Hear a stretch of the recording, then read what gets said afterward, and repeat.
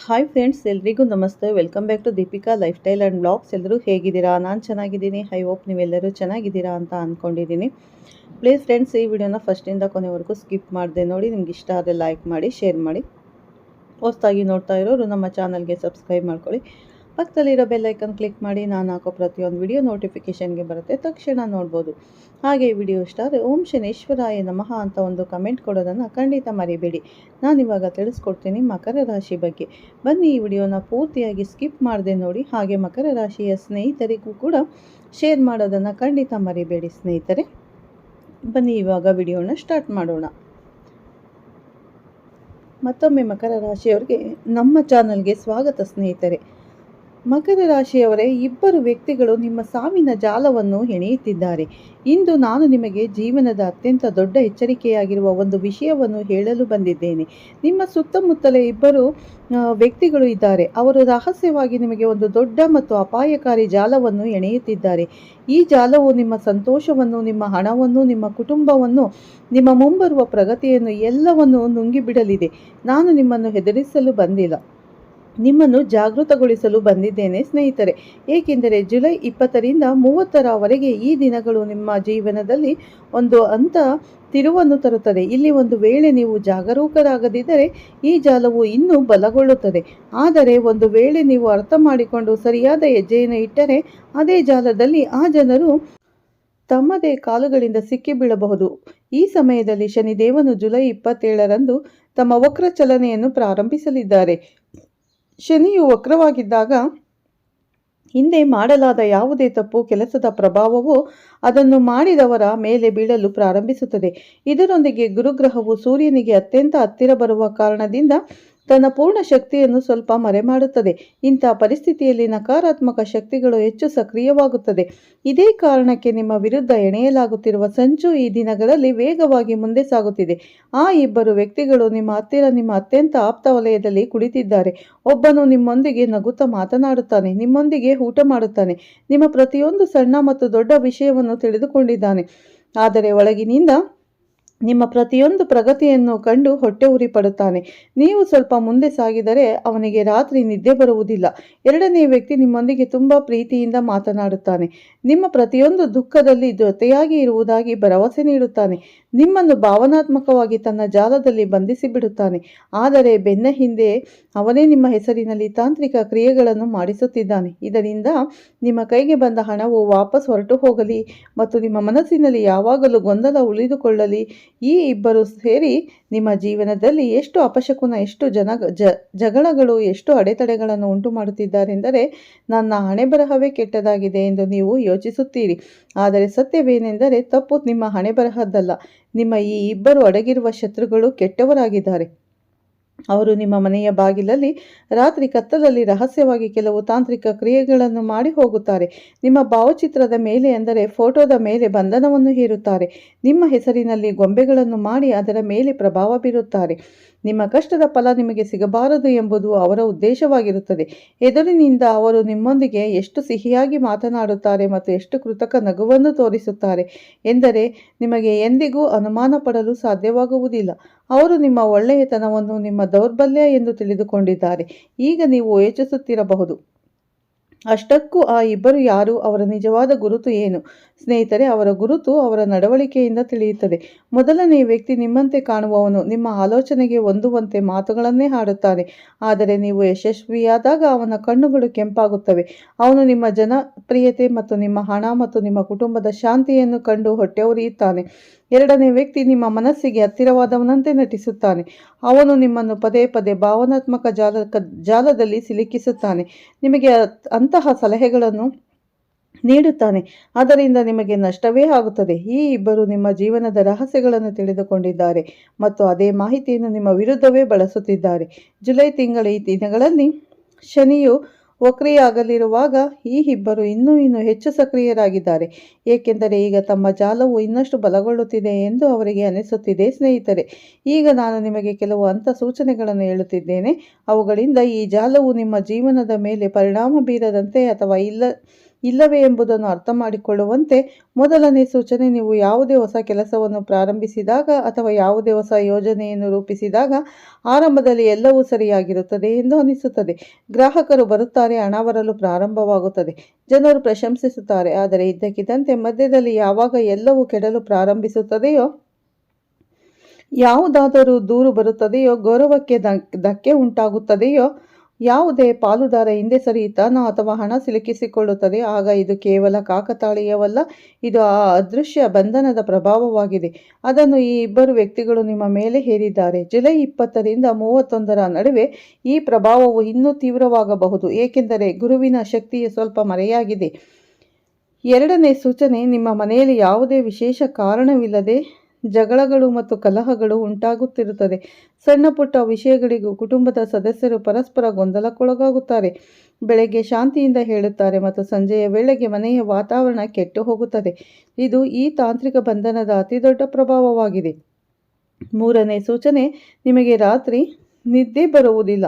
ವಿಚಿತ್ರವಾದ ಕನಸುಗಳು ಬೀಳುತ್ತದೆ. ಉದಾಹರಣೆಗೆ, ಯಾರೋ ನಿಮ್ಮನ್ನು ಹಿಂದಿನಿಂದ ಹಿಡಿಯುತ್ತಿರುವಂತೆ ಅಥವಾ ಕೆಳಗೆ ಬೀಳುತ್ತಿರುವಂತೆ ಅನಿಸುತ್ತದೆ. ಮನಸ್ಸಿನಲ್ಲಿ ತಳಮಳವಿರುತ್ತದೆ. ಕಾರಣವಿಲ್ಲದೆ ಭಯ ಉಂಟಾಗುತ್ತದೆ. ಬೆಳಗ್ಗೆ ಎದ್ದ ತಕ್ಷಣ ಆಯಾಸದ ಅನುಭವವಾಗುತ್ತದೆ.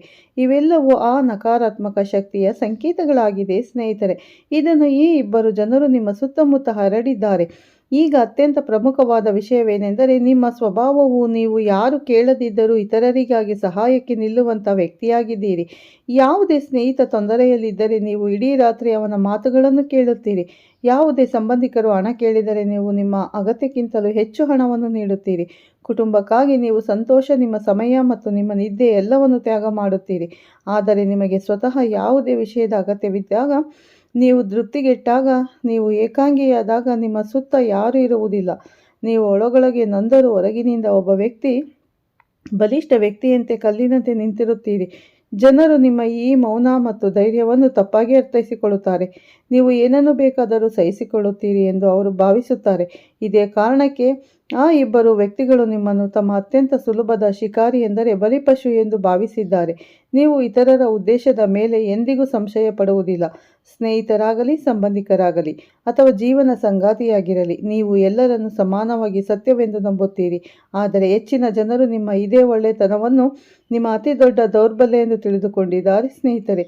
ಈಗ ವಿಷಯವೇನೆಂದರೆ, ಜುಲೈ 20ರಿಂದ 30ರ ನಡುವೆ ನಿಮ್ಮ ಜೀವನದಲ್ಲಿ ಏನೇನು ಸಂಭವಿಸಲಿದೆ ಎಂಬುದರ ಕುರಿತು ಈ ಅವಧಿಯು ನಿಮಗೆ ಅತ್ಯಂತ ಸೂಕ್ಷ್ಮವಾಗಿ ಶನಿಯು ಜುಲೈ 27ರಂದು ವಕ್ರಿಯರಾಗುತ್ತಿದ್ದಾರೆ ಮತ್ತು ಗುರುವಿನ ಮೌಢ್ಯ ಸ್ಥಿತಿ ನಡೆಯುತ್ತಿದೆ. ಈ ಅವಧಿಯಲ್ಲಿ 4 ದೊಡ್ಡ ಘಟನೆಗಳು ನಿಮ್ಮ ಜೀವನವನ್ನು ಸ್ಪರ್ಶಿಸಬಹುದು. ಮೊದಲನೆಯ ದೊಡ್ಡ ಘಟನೆ ಏನೆಂದರೆ, ಈ ದಿನಗಳಲ್ಲಿ ನಿಮಗೆ ಯಾವುದೇ ಸಣ್ಣ ಅಥವಾ ದೊಡ್ಡ ಸಂತೋಷ ಸಿಕ್ಕರೂ ನೀವು ಅದನ್ನು ಯಾರಿಗೂ ಖಂಡಿತವಾಗಿ ಹೇಳಬೇಡಿ. ಆ ವ್ಯಕ್ತಿ ನಿಮ್ಮ ರಕ್ತ ಸಂಬಂಧಿಯಾಗಿದ್ದರೂ ಸಹ ಹೇಳಬೇಡಿ. ಒಂದು ವೇಳೆ ನೀವು ನಿಮ್ಮ ಸಂತೋಷ, ನಿಮ್ಮ ಹೊಸ ಕೆಲಸ, ನಿಮ್ಮ ಆದಾಯ ಅಥವಾ ನಿಮ್ಮ ಯೋಜನೆಯ ವಿಷಯವನ್ನು ಯಾರಿಗಾದರೂ ಹೇಳಿದ್ದರೆ, ಈ ಸಣ್ಣ ವಿಷಯವು ಈ ಇಬ್ಬರು ವ್ಯಕ್ತಿಗಳವರೆಗೆ ತಲುಪಬಹುದು ಮತ್ತು ಅವರ ಕೆಟ್ಟ ದೃಷ್ಟಿ ಅಥವಾ ತಾಂತ್ರಿಕ ಶಕ್ತಿಯು ನಿಮ್ಮ ಸಂತೋಷವನ್ನು ನಾಶಪಡಿಸಬಹುದು. ಜುಲೈ ತಿಂಗಳು ಈ ದಿನಗಳಲ್ಲಿ ಕೆಟ್ಟ ದೃಷ್ಟಿಯ ಪ್ರಭಾವ ತುಂಬ ತೀವ್ರವಾಗಿರುತ್ತದೆ, ಏಕೆಂದರೆ ಗುರುವಿನ ಶಕ್ತಿ ಸ್ವಲ್ಪ ದುರ್ಬಲವಾಗಿದೆ. ಆದ್ದರಿಂದ ನಿಮ್ಮ ರಹಸ್ಯಗಳನ್ನು ನಿಮ್ಮ ಬಳಿ ಇಟ್ಟುಕೊಳ್ಳಿ. ಇದು ನಿಮ್ಮ ಅತ್ಯಂತ ದೊಡ್ಡ ರಕ್ಷಣೆಯಾಗಿದೆ. ಎರಡನೇ ದೊಡ್ಡ ಘಟನೆ ಮಾನಸಿಕ ತಳಮಳಕ್ಕೆ ಸಂಬಂಧಿಸಿದ್ದಾಗಿದೆ. ಈ ದಿನಗಳಲ್ಲಿ ನಿಮ್ಮ ಮನಸ್ಸು ತುಂಬ ಅಸ್ಥಿರವಾಗಿರಬಹುದು. ಸಣ್ಣ ಪುಟ್ಟ ವಿಷಯಗಳಿಗೂ ಉದಾಸೀನತೆ ಆವರಿಸಬಹುದು. ನನ್ನವರು ಯಾರೂ ಇಲ್ಲ ಎಂದು ಮನಸ್ಸಿಗೆ ಒಳಗೊಳಗೆ ಅನಿಸಬಹುದು. ಎಲ್ಲರೂ ನನ್ನನ್ನು ಬಿಟ್ಟು ಹೋಗುತ್ತಿದ್ದಾರೆ ಎಂದು ಅನಿಸಬಹುದು. ರಾತ್ರಿ ಮಲಗುವಾಗ ತಳಮಳ ಹೆಚ್ಚಾಗುತ್ತದೆ. ಇವೆಲ್ಲವೂ ಶನಿಯ ವಕ್ರಚಲನೆ ಬರುವ ಮುನ್ನ ಮತ್ತು ಗುರುವಿನ ಮೌಢ್ಯತೆ ಕಾರಣದಿಂದ ಆಗುತ್ತದೆ ಸ್ನೇಹಿತರೆ. ಈ ಸಮಯದಲ್ಲಿ ಯಾವುದೇ ದೊಡ್ಡ ನಿರ್ಧಾರವನ್ನು ಖಂಡಿತವಾಗಿಯೂ ತೆಗೆದುಕೊಳ್ಳಬೇಡಿ. ಉದ್ಯೋಗ ಬದಲಾಯಿಸುವ, ಹೊಸ ವ್ಯವಹಾರಗಳನ್ನು ಪ್ರಾರಂಭಿಸುವ ಅಥವಾ ಯಾವುದೇ ದೊಡ್ಡ ಹೂಡಿಕೆ ಮಾಡುವ ಅಥವಾ ಸಂಬಂಧಗಳಿಗೆ ಸಂಬಂಧಿಸಿದ ಯಾವುದೇ ಪ್ರಮುಖ ನಿರ್ಧಾರವನ್ನು ಸದ್ಯಕ್ಕೆ ಮುಂದೂಡಿ, ಏಕೆಂದರೆ ಈ ಅವಧಿಯಲ್ಲಿ ತೆಗೆದುಕೊಳ್ಳುವ ನಿರ್ಧಾರವು ಹೆಚ್ಚು ತಪ್ಪೆಂದು ಸಾಬೀತಾಗುತ್ತದೆ ಮತ್ತು ನಂತರ ಪಶ್ಚಾತ್ತಾಪ ಪಡಬೇಕಾಗುತ್ತದೆ. ಆಗಸ್ಟರವರೆಗೆ ಶಾಂತವಾಗಿರಿ. ಮೂರನೇ ದೊಡ್ಡ ಘಟನೆ ನಿಮ್ಮ ಜೀವನದ ಮಹಾ ಬದಲಾವಣೆಯಾಗಿದೆ ಸ್ನೇಹಿತರೆ. ನಿಮ್ಮ ಜೀವನವು ಇತರರಂತಿಲ್ಲ. ಮತ್ತು ಮುಂದೇನೂ ಹಾಗೆ ಇರುವುದಿಲ್ಲ. ಈ ಸಮಯದಲ್ಲಿ ನೀವು ಎಲ್ಲವನ್ನು ಸ್ವತಃ ನೀವೇ ಮಾಡಬೇಕಾಗುತ್ತದೆ. ನಿಮ್ಮ ಹಿಂದೆ ನಿಂತು ಯಾರೂ ಸಹಾಯ ಮಾಡುವುದಿಲ್ಲ. ನಿಮ್ಮ ಸಾಮ್ರಾಜ್ಯವನ್ನು ನೀವೇ ನಿರ್ಮಿಸಿಕೊಳ್ಳಬೇಕು. ನೀವು ಒಂದು ವೇಳೆ ಯಾರಾದರೂ ಬರುವಿಕೆಯನ್ನು ಅಥವಾ ಯಾರಾದರೂ ಜೊತೆಯಾಗಿ ಸಹಾಯ ಮಾಡುವುದನ್ನು ಕಾಯುತ್ತಿದ್ದರೆ ಆ ಕಾಯುವಿಕೆ ನಿಮಗೆ ನಿರಾಶೆಯನ್ನು ಮಾತ್ರ ನೀಡುತ್ತದೆ. ಈ ಸಮಯವು ನಿಮ್ಮನ್ನು ಹೊರಗಿನಿಂದ ಬಲಿಷ್ಠಗೊಳಿಸುವಂಥದ್ದಾಗಿದೆ. ಯಾವುದೇ ಜವಾಬ್ದಾರಿಗಳಿದ್ದರೂ ಅವುಗಳನ್ನು ನೀವೇ ಸ್ವತಃ ಹೊರಹೊಮ್ಮಿ.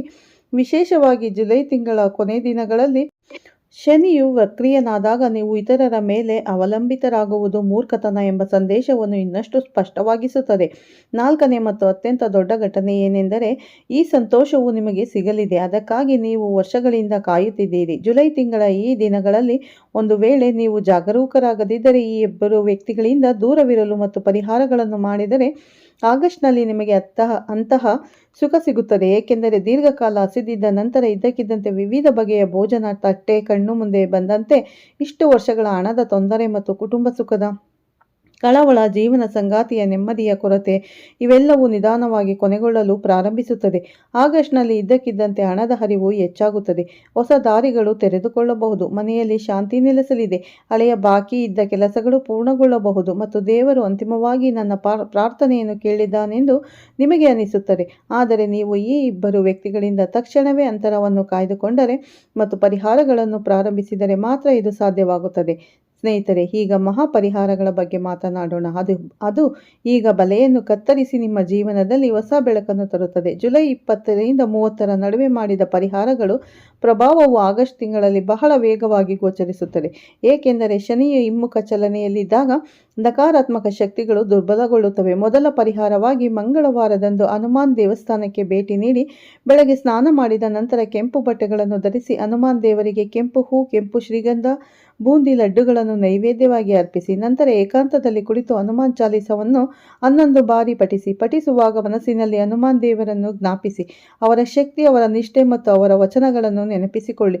ಪಟ್ಟಣದ ನಂತರ ಕೈ ಜೋಡಿಸಿ ಪ್ರಾರ್ಥಿಸಿ, ಓ ಬಜರಂಗಬಲಿ, ನನ್ನ ಶತ್ರುಗಳ ತಂತ್ರ ಮಂತ್ರ, ಅವರ ಪಿತೂರಿಗಳು, ಅವರ ಬಂಧನಗಳು ಇನ್ನು ನನ್ನ ಜೀವನದ ಮೇಲೆ ಪರಿಣಾಮ ಬೀರದಂತೆ ನೋಡಿಕೊಳ್ಳಿ. ನೀವು ನನ್ನ ಮತ್ತು ನನ್ನ ಕುಟುಂಬವನ್ನು ರಕ್ಷಿಸಿ. ನನ್ನ ವಿರುದ್ಧ ಕಪ್ಪು ಶಕ್ತಿಗಳನ್ನು ಯಾರು ಕಳುಹಿಸುತ್ತಿದ್ದಾರೋ ಅವರ ಶಕ್ತಿ ನಿಷ್ಪ್ರಯೋಜಕವಾಗಲಿ. ಈ ಪ್ರಾರ್ಥನೆಯನ್ನು ಮನಸ್ಪೂರ್ವಕವಾಗಿ ಮಾಡಿ. ಈ ಪರಿಹಾರವು ನಿಮ್ಮ ಸುತ್ತಲೂ ಅಂತರಕ್ಷಣಾ ಕವಚವನ್ನು ನಿರ್ಮಿಸುತ್ತದೆ. ಅದು ಯಾವುದೇ ನಕಾರಾತ್ಮಕ ಶಕ್ತಿಯು ನಿಮ್ಮನ್ನು ತಲುಪದಂತೆ ತಡೆಯುತ್ತದೆ.